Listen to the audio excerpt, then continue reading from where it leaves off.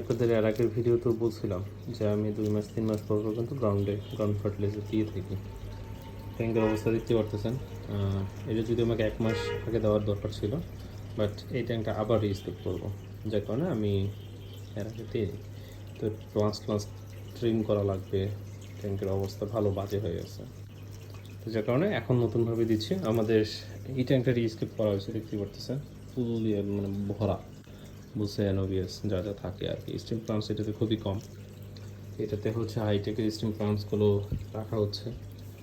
আর আরেকটা ট্যাঙ্ক আছে, বাকি সব ট্যাঙ্ক প্রায় তুলে দিছে, কোনো ট্যাঙ্ক নেই, এগুলা সব তুলে ফেলা হয়েছে। তো যার কারণে আমাদের কাছে এখন শুধু ইমার্স প্লান্টসগুলো অ্যাভেলেবেল থাকে আর কি, বাকি আর কিছুই নেই। এক্সট্রা ট্যাঙ্কগুলো সব তুলেই ফেলতেছি।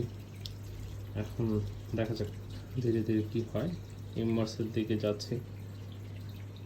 বাট প্রাইস পাই আগের মধ্যে থাকবে, একদম খুব একটা কম হবে না, এটা হয়তো আশা করবেন না।